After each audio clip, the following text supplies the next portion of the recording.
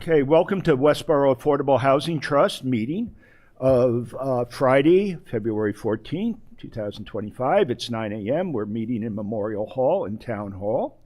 And this meeting will be recorded by Westborough TV and broadcast live. So I'm calling the meeting to order, being at 9 a.m. In first order of business is approval of the minutes from the trust minutes from January 10, 2025. I went through them. I didn't see any issues. Anybody else? Any comments? Okay, entertain a motion for acceptance. So moved. Second. Second. All right, Steve, second. All right, all those in favor? Okay, that was... Okay.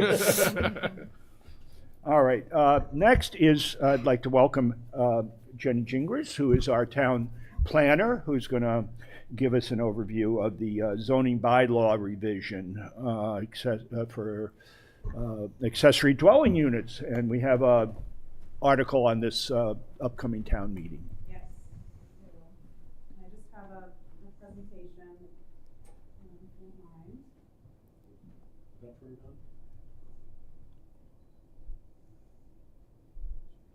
As we get the AV squad to come in. Yes, I was on the AV club in junior. The AV club. No surprise there. No surprise. I still know how to thread a 16mm projector. The sprockets. Watch out for the sprockets.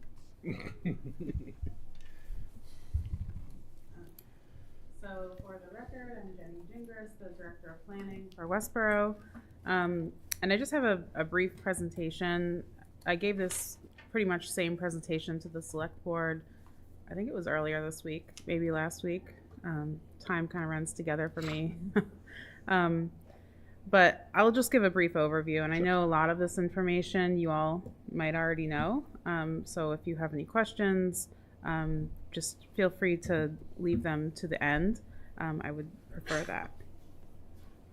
Okay, so this is going to be Article 23, accessory dwelling units, and this will replace an existing bylaw section, which is section 7.1 in the bylaw. So as I know you all are aware, the state made some legislation changes in August of 24.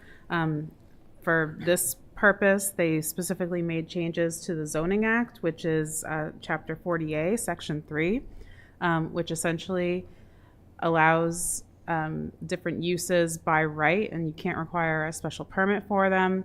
Right now, under Chapter 40A, Section 3, these uses are educational uses, agricultural uses, some solar, things like that. So this expands it now to also include accessory dwelling units. So the purpose of this law was to increase housing options. As I know you all are familiar with, it provides an alternative option for seniors who want to age in place or their caregivers. It also promotes compact growth, making better use of existing land. So it can be a more sustainable and cost-effective choice. And then it also, this change will allow the permitting process to be a little easier, a little of a lower cost, because it doesn't require going through the Zoning Board of Appeals or Planning Board or whatever for a special permit. So ADUs also offer great benefits for property owners and occupants. Like I said, it's a low-cost housing alternative for adult children and their relatives. It also can provide that additional rental income for property owners. And then really, I think what it's used mostly for is that Westborough residents could stay in the neighborhood that they know and love without having to relocate. And then I'm sure you all are wondering why I have the fawns up here. When I was researching about ADUs, I found on the AARP website, they have a lot of information about ADUs. And they mention that in the sitcom Happy Days, Fonzie rents an above garage ADU from the Cunningham family. And I had forgotten all about that. I used to watch Happy Days on Nick at Night. So I am very familiar with the show. And I just thought that was a great example. I watched it when it was like Hey. on regular TV. Got it. Yeah, that was the one right after that. But it's still a great show, and I think that's a really good point, is that ADUs are not a new concept. They've been around a very long time, and they can really help a lot of people. Okay, so what we are doing in Westborough, we have an existing bylaw, but we needed to modify it a little bit to reflect the legislation changes. Under the requirements of the legislation, we can't require a special permit or other discretionary zoning approval for the use of or rental of an ADU. We can't require more than one parking space unless it's located near a train station. So if it's, for example, within half a mile of the commuter rail, then we can't require any parking spaces. We can't require owner occupancy for the accessory dwelling unit or impose any other unreasonable restrictions. We can impose requirements for Title V. We can talk about setbacks and the bulk and height of the structures, and we can prohibit short-term rentals. Other requirements, the ADU has to maintain a separate entrance, either directly from the outside or through a shared entry hall. It has to, of course, meet the state building code for safe egress. And then the state legislation actually requires a minimum of 900 square feet or half the gross floor area of the principal dwelling, whichever is smaller. But in Westborough, we already allow 1,000 square feet, and we allow it by right already, although attached. So we just wanted to be consistent and keep that number. So the requirement would be 1,000 square feet or half the gross floor area of the main house. And then for setbacks, the setbacks would be consistent with that we would allow for the single family home. So in a typical situation, a building permit would just be needed, and it would have to comply with the setback requirements. In some cases, for example, if the structure is already existing non-conforming, meaning maybe someone wants to put an addition on their existing house, but their existing house is 5 feet away from the property line instead of 15 feet, they may have to go to the ZBA for a special permit to modify that non-conformity. But it still protects the actual use. They can also request a larger ADU or reduce setbacks through the special permit from the ZBA. So that is consistent actually with our bylaw right now. We do allow for a special permit through the Zoning Board of Appeals if someone wants a larger ADU, so larger than 1,000 square feet or that half of the gross floor area. And lastly, this is just the timeline. I know you all know this, but for the public, February 2nd, this went into effect. So right now, someone can come in and apply for an ADU. It's a protected use. We cannot require a special permit. We cannot require owner occupancy. But we do have this bylaw in place in zoning. The bylaw goes into place at the first publication of the legal notice, which was January 31st. So anything would kind of be at this at-risk limbo period of time until it passes the town meeting and then passes the Attorney General review. And that's the end of my presentation, so I'm happy to answer questions. Yeah. Just go around and maybe start. Sarah? Do we have a sense of how much interest there is in this, in Westborough particularly for these? Even anecdotally, have there been a lot of inquiries about building these types of units? We have not had a lot of interest in the past, and like I said, we do allow them by right currently in an attached ADU, but there are restrictions to it. For example, we require that it must be occupied by a family member or a caregiver. So I don't know if that's what is keeping people away or maybe just the unknowns about it. But in the past few months since this has been on the news, We've had probably 6 or 7 people come in and inquire about it, which is a really good thing. Yeah. And then in the general community, has there been a lot of support for this, or have people raised concerns? I don't mind my neighbors having a shed, but a whole building over, any of those kinds of discussion points, have those come up a lot as this has been discussed? For Westborough specifically, I have not heard any concerns. I think generally people are pretty supportive of it.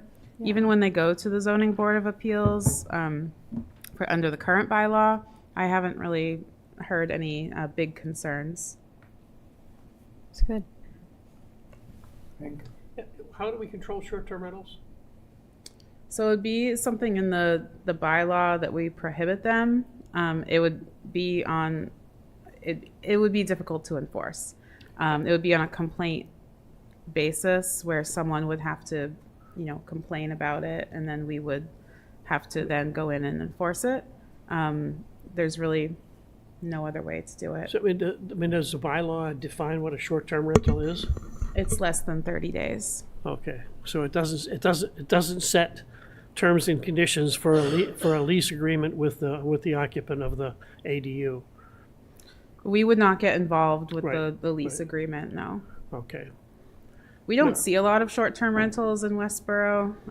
It's just, typically not that it's not amazing, but it's not a destination where people typically will go rent, something for 30 days or a couple weeks or whatever.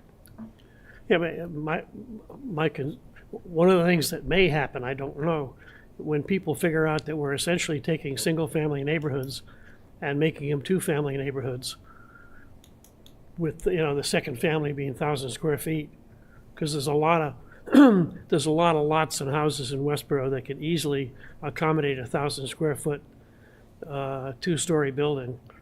Folks may get concerned that we're creating a whole bunch of a multi-family neighborhood where it had been a single family before. I don't know.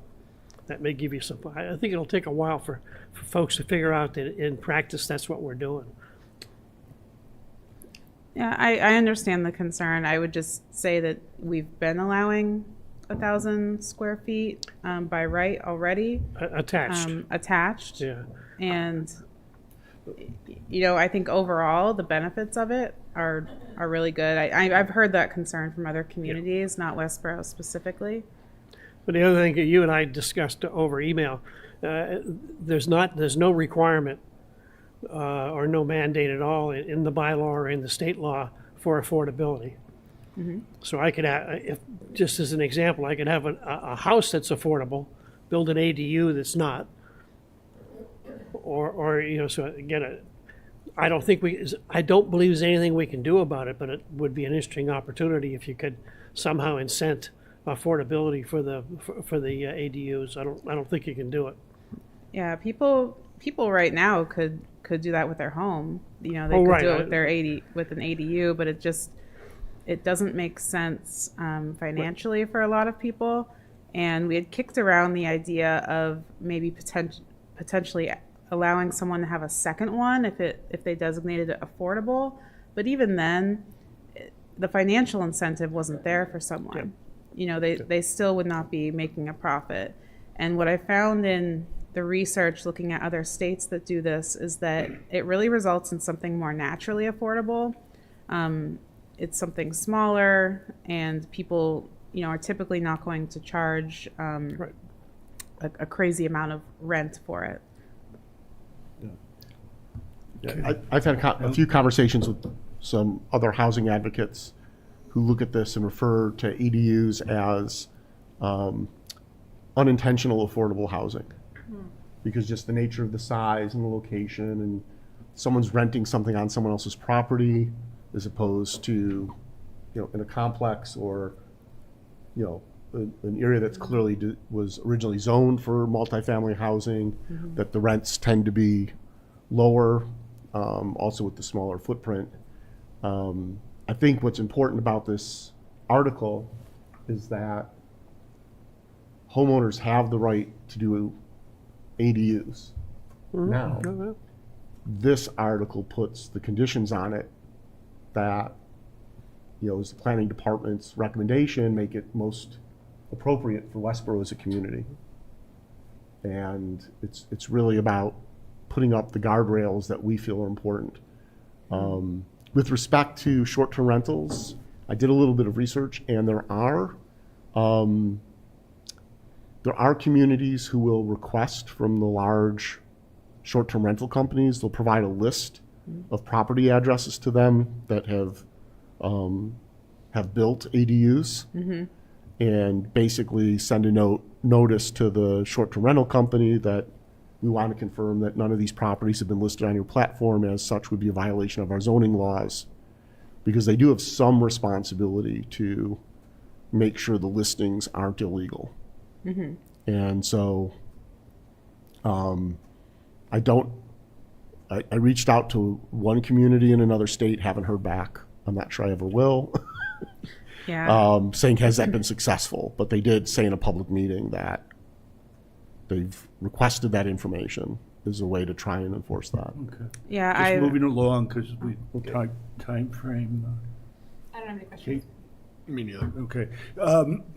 The only question I would have is, how would this affect property taxes for the homeowner who puts an ADU on their lot?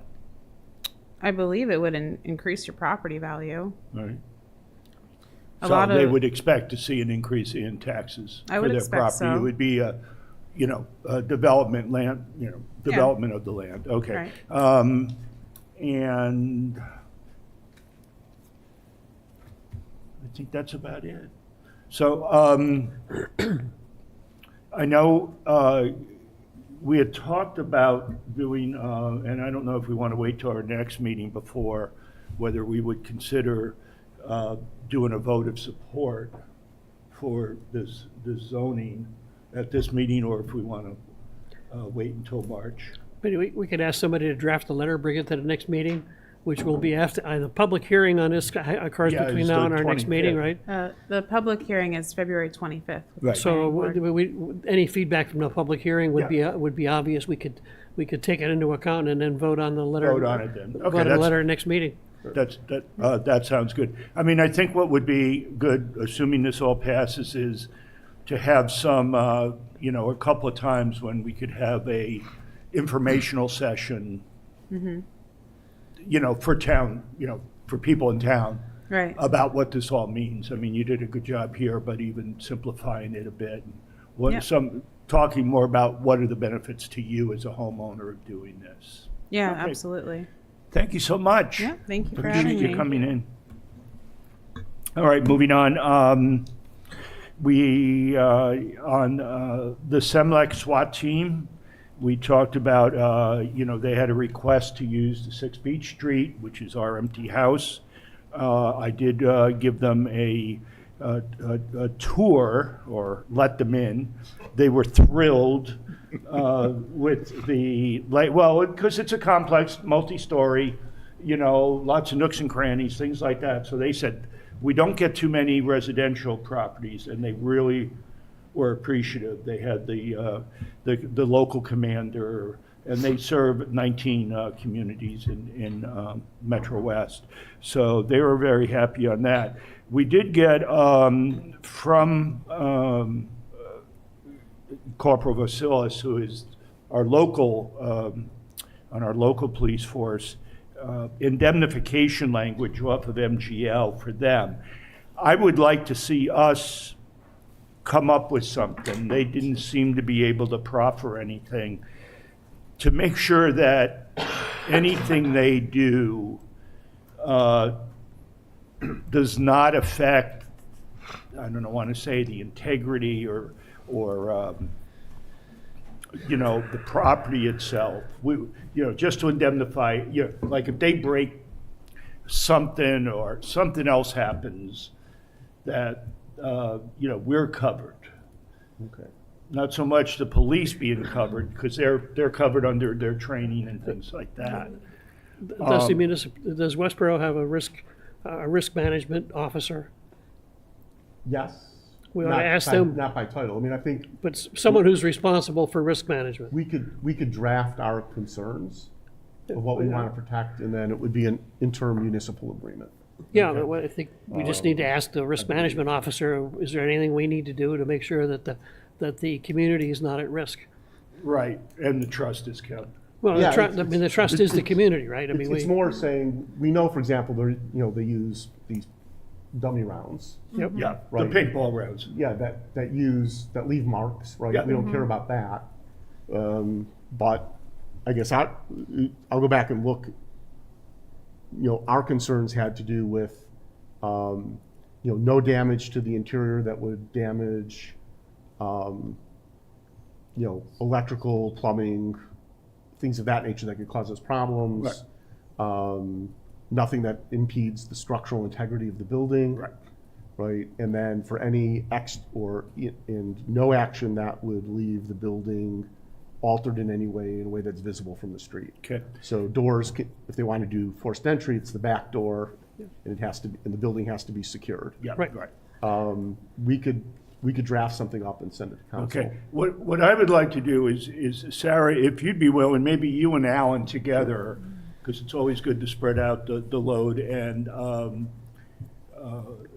find the risk match, whatever. So, given your background just in law, you could see what's a reasonable thing. We don't want to, hopefully we don't need to go through sheer. We can get on the phone, I can fill you in on Yeah, details okay. and Yeah. pull something. Would you It's be pretty willing to straightforward. work on that? The 18th or later, or the 19th or later. I'm heading out of town the next couple days. When do we need to have this to the, I don't think there's any immediate plans to do Yeah. it. They expect to use it multiple times, because they said nothing's going to probably happen until the end of this year. We would just want to get them something they could look at and say, that they look at and say, this is reasonable. okay to us, Yeah. so we can bring it back to the next meeting. That's Yeah. all. So Yeah. after you're back, I'm out part of next week as well. So Okay, sure, yes. Yeah, and I know there are just tricky issues around government actions, police actions, and so forth, right? When we're acting as a government entity in a sense, as they are. So there's, maybe at some level sovereign immunity. There is there are tort acts that allow you to claim under certain conditions. There are certain things the police can do that are considered reasonable, that you really don't have a lot of rights as to. So, it's sort of a tricky area, but certainly we could ask them to at least conceptually agree, if you do this kind of damage, someone through your organization is going to step up and help us fix it or secure it or whatever it might be. And they'll probably have to consider the limits of what they can offer, right? yeah, they'd work with that. All right, Yeah. well, you can work that It's through pretty- and, do that. All right, great. So It's a license agreement. that's It's pretty good. straightforward. Moving on, HB cottages. Hank and I have been doing a little bit of work. You want to do a Yeah, summary? we had Hank? a meeting finally with, Beach Street is Westborough Country Villages. We have an egress issue. We're trying to get a right of way across their parking lot. We had trouble getting in touch with them. They finally met with us. The property is owned by an LLC. Best I can tell, it's sort of absentee management. It is a highly regulated, highly restricted property, a rental property. All of it's under Section 8 vouchers. It's 30% AMI.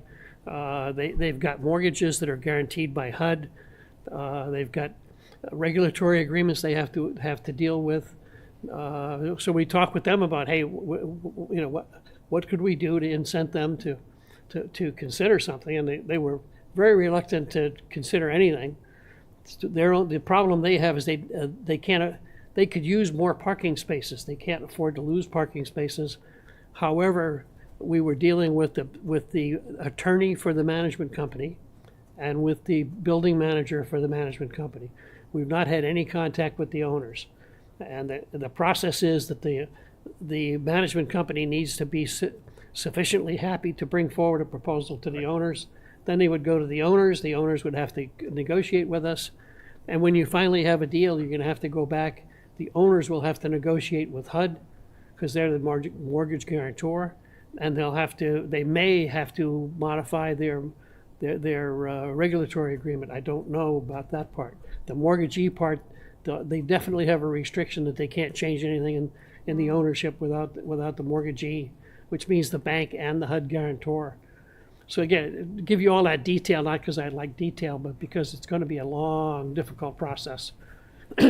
So Plan B. Plan B, Plan Ed C.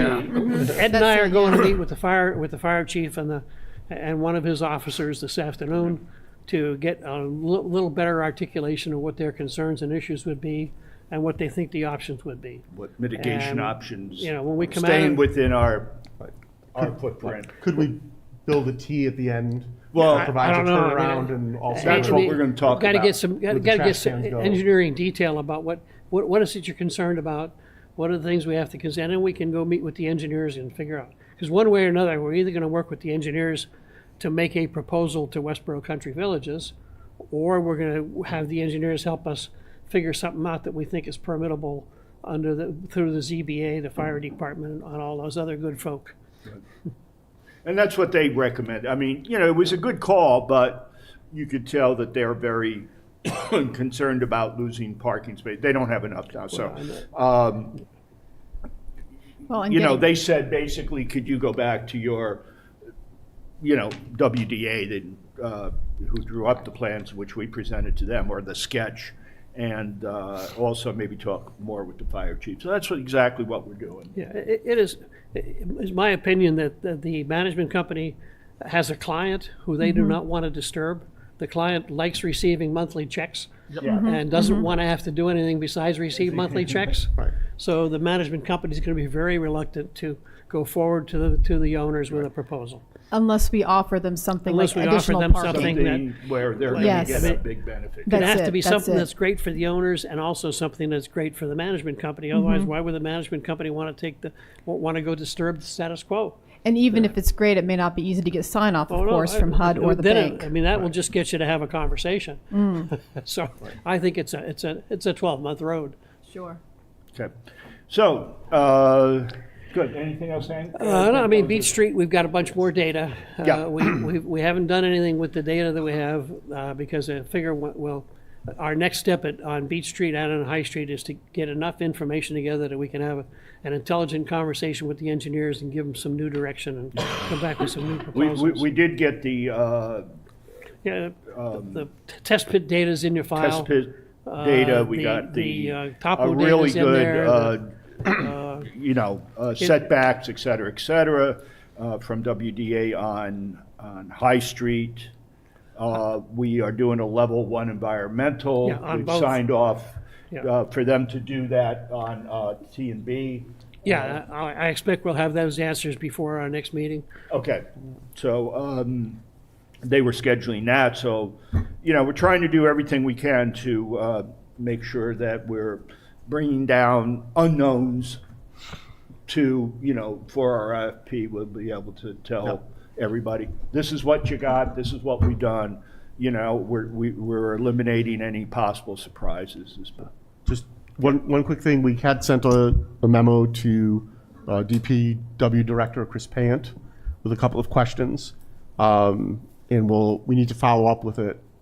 The first is that we asked about the water flow test that was mentioned at the Business One Stop from way back when. He read that as for fire protection, which would normally be a private. It was actually for water pressure for water service line. Okay. And so I'll clarify with that and ask him if it's something that they still feel is necessary. He can check with the town engineer. The second was regarding the town easement. It is actively in use. It is the sewer interceptor line. And for those who've been watching meetings about other culvert projects, that is the main pipe that takes wastewater to the treatment plant. There's a 20-foot wide easement across the property Yep. that needs to be accessible and diggable should they ever have to do repairs. And then and the third item was related to wastewater allocation. He will be proposing at town meeting, there will be a vote to change the wastewater bylaw, allocation portion of the bylaw, based on the recommendations that have come out with Mass DEP and the working group, and all of the data analysis that we've been talking about for 2+ years. At which point he expects the select board will release the moratorium, and we would have no trouble getting permits and allocation for these units. and I'll be talking to the select board about prioritization of projects with high affordability components, so that long-term, Yep. it's kept in mind. And so I'm wondering, I think it might be useful once we have the data from Tie and Bond for WDA to now look at the updated information we have and update the concept. Yep. I think For this the is- sewer please- connection? please Well, do something with assume water and sewer connection, no septic. We can't build over the Right. pipeline easement. We know the ground conditions. Can we still get 4 homes, or is it, just sort of looking at the map? Yeah. I think 4 still fit, maybe it's only 3. Yep. What could they come Well, up with? that's, we'll do it for both sites when we understand. Yeah. Yeah. We'll go back we'll give them some direction. We'll probably just give them footprints, say, hey, stay within this footprint. How many of these footprints can you put on the site? Yep. And Yeah. you don't have to worry about bedrooms or configurations or anything, it's footprint. Right. Continuing on, one of the things is, thanks to a lot of help from Kristen, we're sorting through, even though we capped at 2023, where we shut off the water. They came and actually physically shut off the water. We were still getting bills because apparently until you trench it out and cap it, they give you still charge a base rate. And it was $113 for every 3 months. Get a sewer bill too? The water sewer bills. Okay.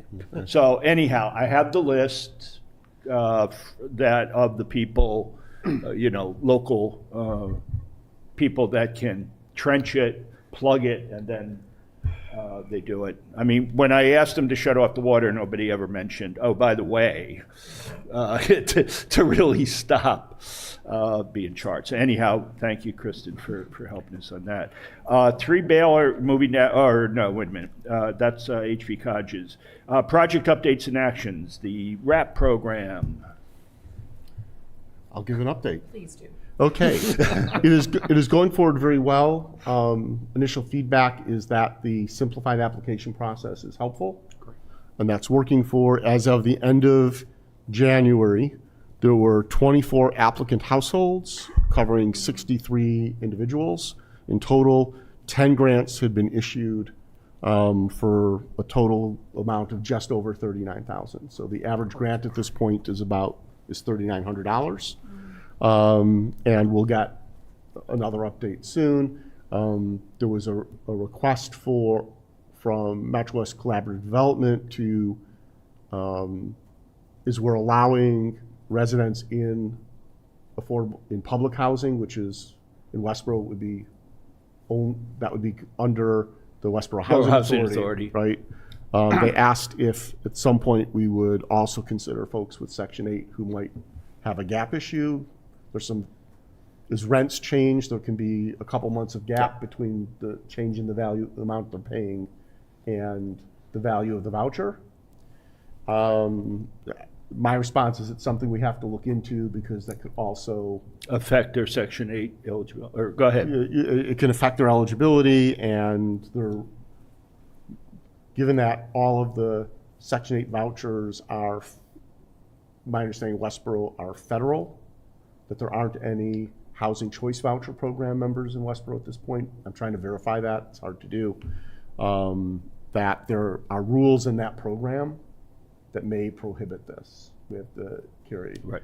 Additionally, I'm concerned, given that in the first 3 weeks of the program, we've allocated we've spent a third of the money. Yeah, it's If you look at the $120,000. average, we'll be over 50% easily by the end of February. From a budgetary standpoint, I would be hesitant at this point as a pilot to expand the scope of the program any further. But it's something we can monitor. With the dollars that have been allocated already, do we expect a lot of those to continue month over month for a while, or is that already included in the totals? As in the That's 39? included in the Okay. total. So when they Yes. do a grant, it's For 3 months or it's- so, it's- however many it's months. the 2 yeah. months. Right. 2 months coverage. We have had one property owner who's refused to accept money from the trust. We don't know why. Is this like a development, like a? It's an apartment building. Okay. in the downtown area. Okay.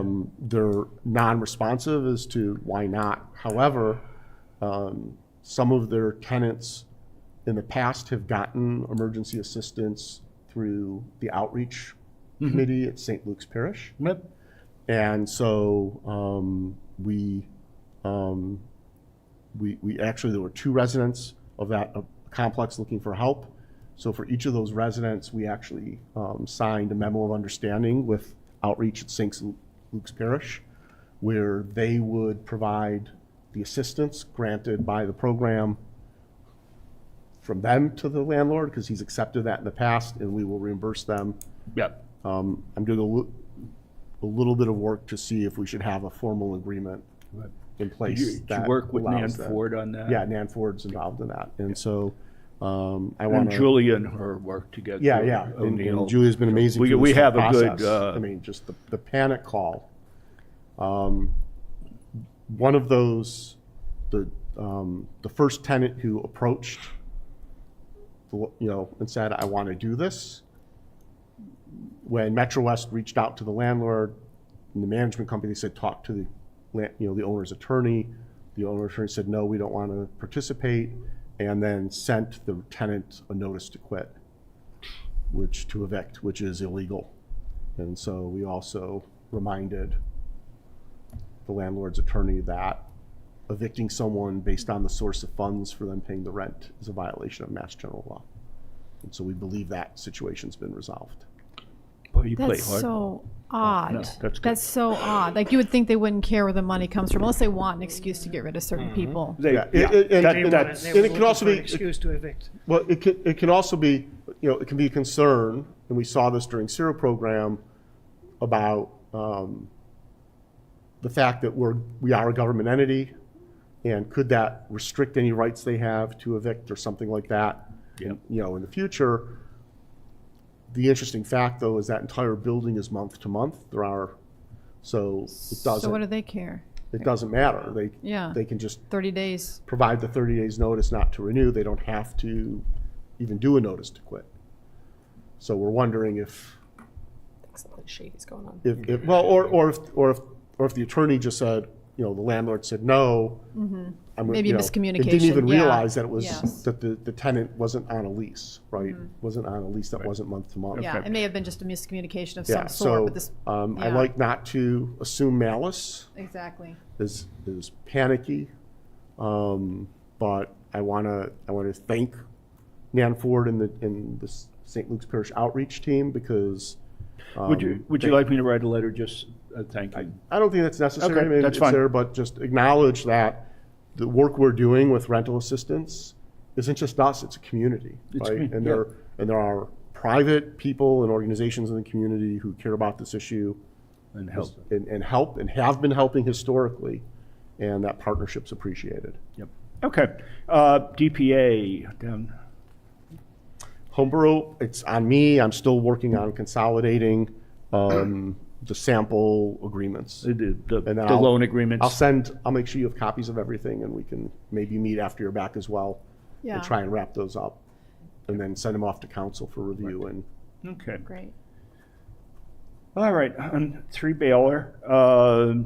Once again, thank you, Kristen, for sort of keeping in touch and beating on not beating, but encouraging the developer Mark O'Hagan. To get us properties. All the permits are done. Okay. He's paid all the fees, things like that. He gave us there was a letter, it's in your packet. It's it would be the fall when things are completed. He gave us some very, very rough timelines where they'll start construction in April, and it'll be about like 6 months. Which seemed a long time, but who knows? 6 months is not long, No, for that, not at all. just for a 3-bedroom Just, I mean, on a slab. 6 months is not a long time to get the house built. There's enormous amounts of Yeah, slack time in there. Yeah. that there's nothing you can do about it. Nope. So we have that. The only point that he brought up in that letter was concerns about the cost that he's incurred as part of the permitting process. And is, reaching out that there may be a desire to negotiate a little bit more subsidy. But that, I mean, we're gonna have to talk about that in some length. yeah. I mean, he seems to be setting the stage to renegotiate. I'm not comfortable with that. Yeah. Right. Well, But we'll run some numbers I and, mean, I had a No, even before, It's not a matter of numbers, it's a matter of who, is he a developer or is he a contractor? A developer shares the risk. Right. We did not agree to share the risk, so again, it's a much longer conversation. yeah. right, and it's, I'm just bringing it up I got one other question when you get done. right. on this, on that. Yep, on that, do we have a copy of the LIP application? The lip. I mean, if we, I'd like to I'd like to be able to read the LIP application. I don't think he's gotten his letter of acceptance yet, but just like to make sure I understand what. Yeah, what's I don't in think the he has application. either. I thought yeah, he so- was sending it in. So, yeah, so my request would be asking him for the materials he provided to HLC for the LIP application. Yeah. And to understand whether it's also a local action unit given the subsidy, because it qualifies, as the town's made a contribution. LAU. Yeah, I mean, at the An LI, if LAU, he, the LAU. when he gets the letter of acceptance, it will qualify. If he does not get a letter of acceptance, Right. it won't But qualify. I want to make sure he's, But I believe he's the inclu- I believe the LDA requires him to make it qualify. I'm not yeah, positive. oh, absolutely, absolutely. So, I mean, if he can't get the letter of acceptance, he's gonna have to stop and renegotiate with us. Right. Because he's committed to get it, to make it Yeah. No, compliant. understood. And, but I also want to make sure that his LIP application identifies this as a local action unit.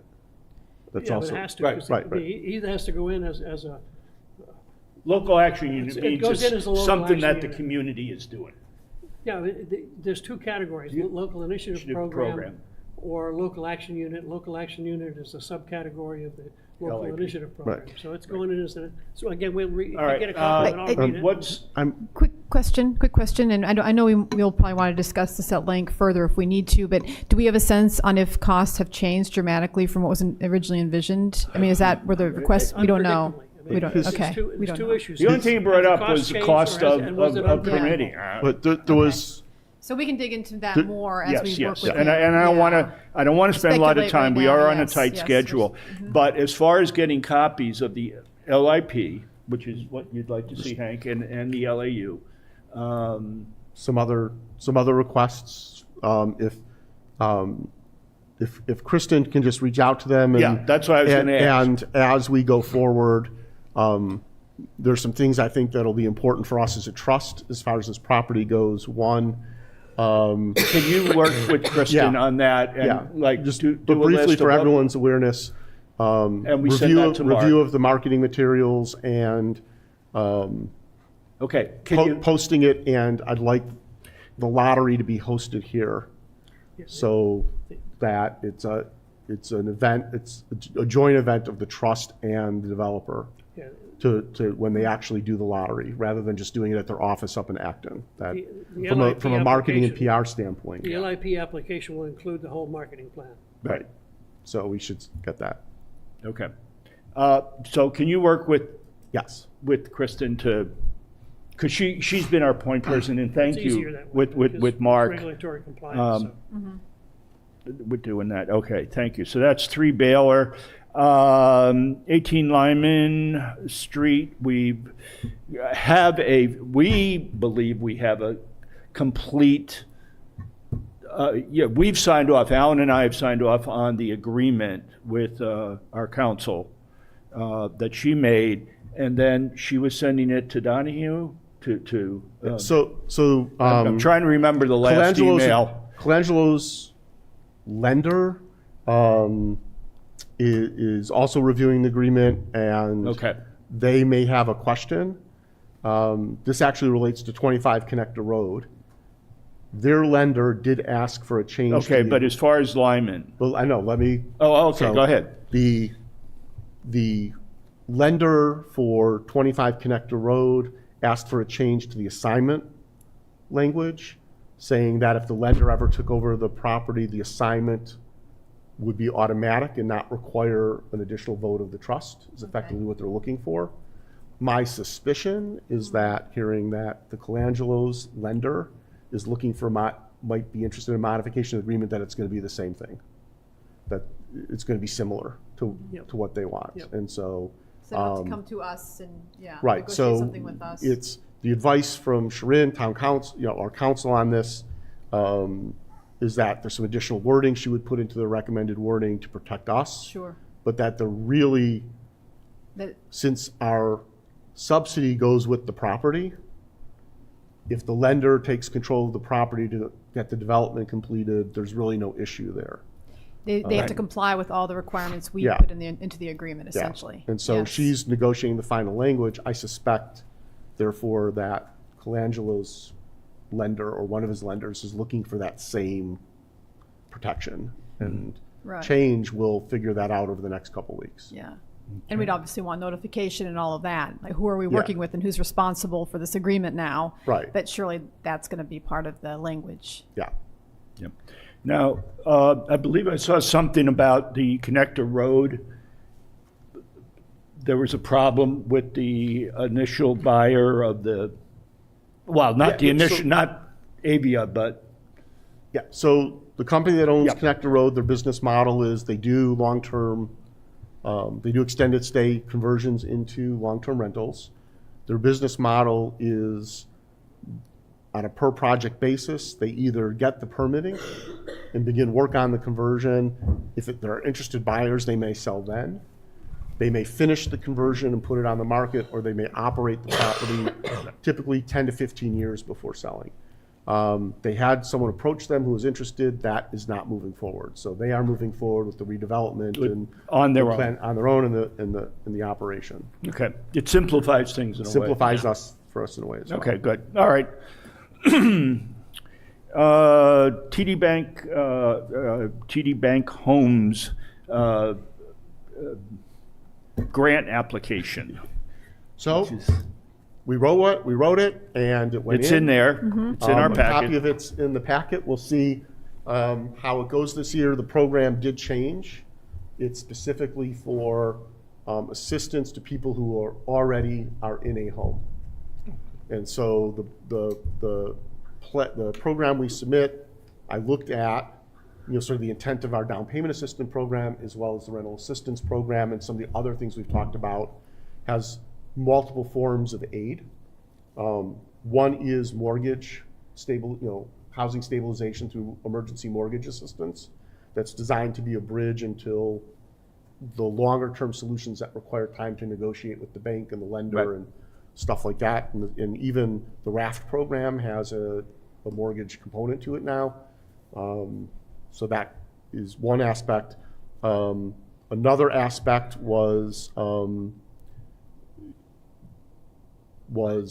property tax relief, which could be deferred payment loan. This mirrors what's available through state law in an existing program that the town supports to the maximum allowed by law, because that program has income and asset limits. We looked at it more like the DPA program that focused on the income, right? Realizing that, senior citizens might have the wealth because of the value of the house itself, but may not have the cash flow. Right. And so what this would do is provide a 0% deferred payment loan. The trust would hold a lien on the property. When the home is transferred or sold, the loan would get repaid, just as in the DPA program. And then the third was also a deferred payment loan system for capital maintenance that make the house habitable and continued. So roof, sealing the exterior so water doesn't get in, window work, HVAC, the heating system, things like that. EOHLC, for people who are in affordable homes, can apply for grants and also deferred payment loans to do that work. This would bring that capability outside of the restrictions of that program and be seen as, we had talked previously about a maintenance support program that goes beyond the handyman services Right. with the Council on That- it would- Aging. yeah. This would be that program. Okay. And the other. Do we know when we'll hear back from them? April. April. And Okay. do we have a sense, even a rough sense, and if we think this one is more attractive to them now with this sort of broadened scope, or is it just anyone's guess? It Yeah. checks all the boxes. Sure. Because it's, we're focusing on, this program is for seniors, veterans, and individuals with disabilities.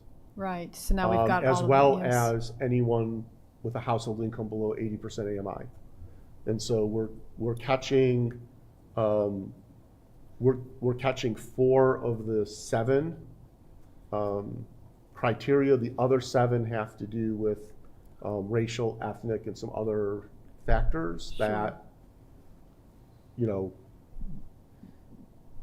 I don't think we need to target, given the demographics of our community, which should be open, Yeah. you know, to any resident that would qualify just on the income alone. Sure.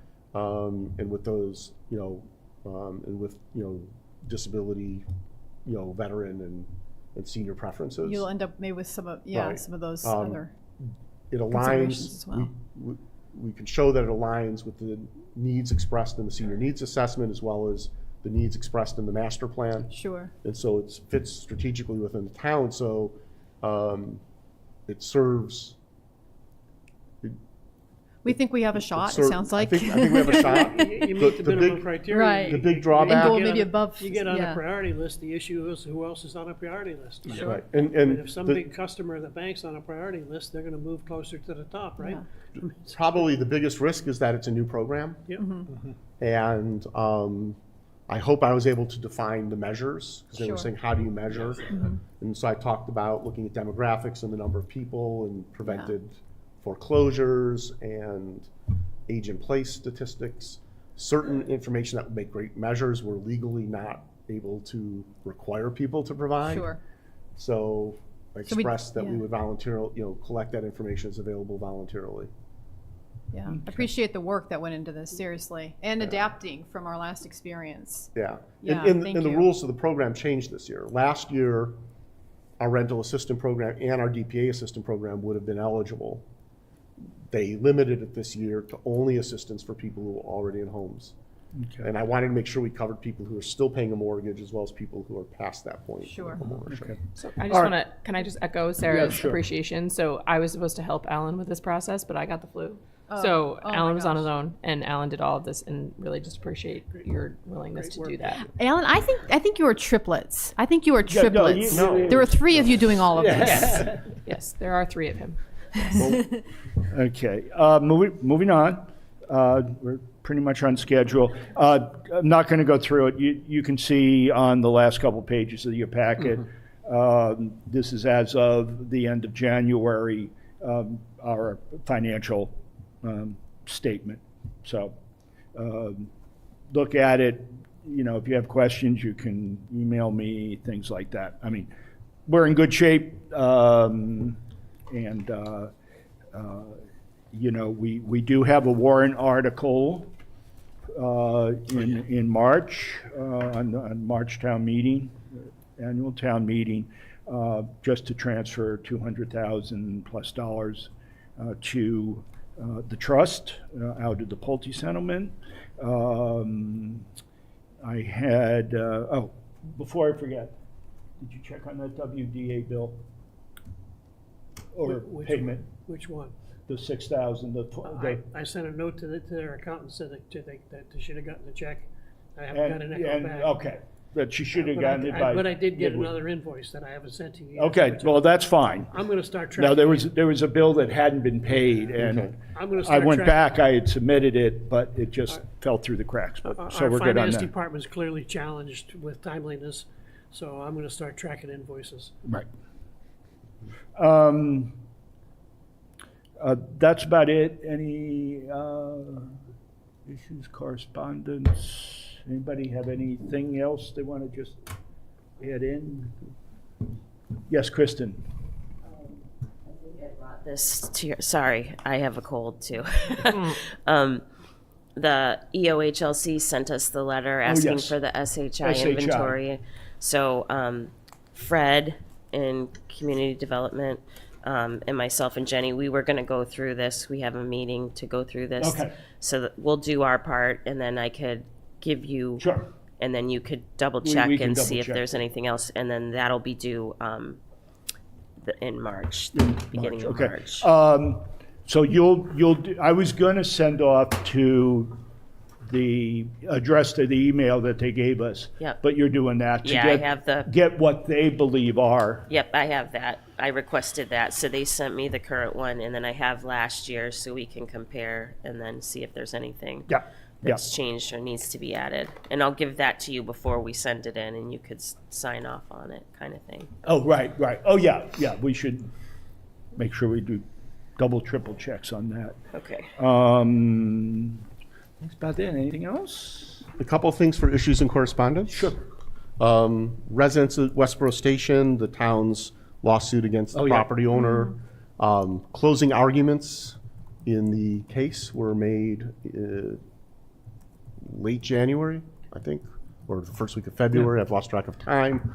The judge indicated the current stipulation with the court with respect to freezing Northland's ability to go off of affordable rents expires in March, towards the end of March. The judge indicated that she would have a decision prior to that. Northland has already indicated that if they lose, they will be appealing. So it will continue. If that happens, I expect the judge either to extend the stipulation through appeal or issue a formal injunction to protect the residents. But council is advocating for that. I want to thank the town manager and the town for continued pursuit of this. Yep. And the expenditure of legal fees Yes. to make it happen. Yep. It's been it's no small feat. We're helping make law essentially, and hopefully We're good law at the end of the protecting the day. law, yeah. Yeah. Well, Right. interpreting it in a way that's hopefully favorable to Right, those which impacted. they have in the past done in other communities, so Okay. we feel Do we need a plan B in case there's an adverse ruling? there's nothing we can do except you're going to have 24 units go off of affordability. Well, We have if there's an a adverse ruling here, would the one- town be one- interested in one at a appealing? Is that? Right. Hank? There may be an adverse ruling.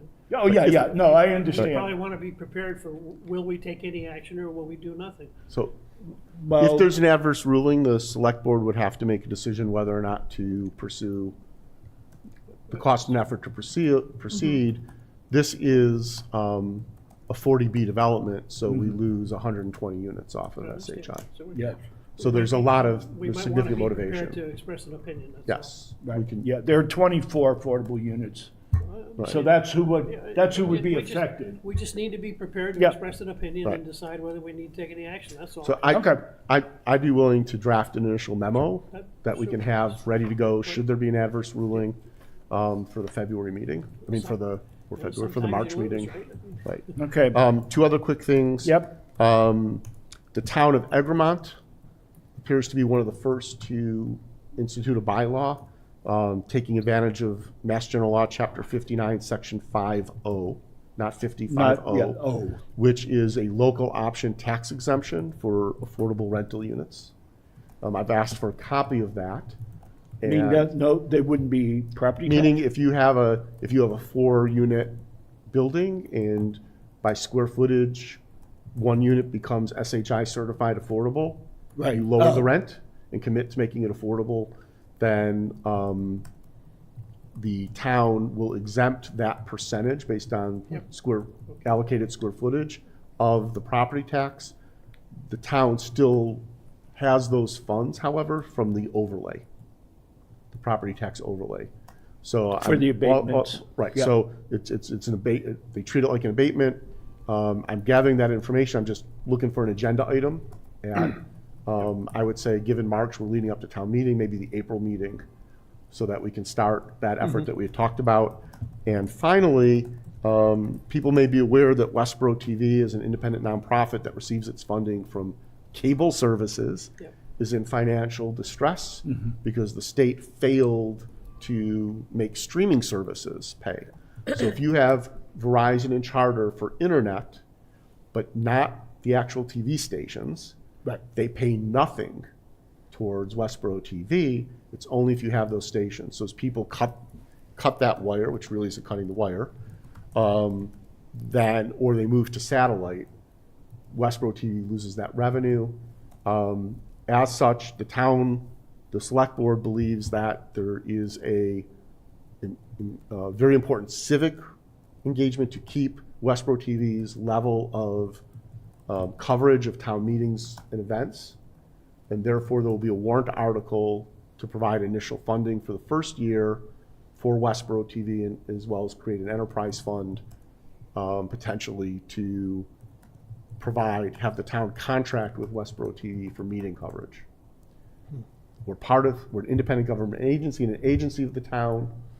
I would like ask for an agenda item next month and I can get the numbers, but my view is that while the town could pay for our meeting included in what they do as a separate entity, I'd like to get a cost estimate from Karen Henderson, and next month we can consider for fiscal '26 Providing some providing the subsidy. funding to continue Yeah, coverage of I our understand. meetings. Okay. All right, if we can put that on the agenda for next month, that would be it. Anything else? Otherwise, Move we adjourn? we are at 10:01. Move we adjourn. Okay, second. All those in favor? Okay, that's unanimous. Thank you. We stayed exactly on schedule.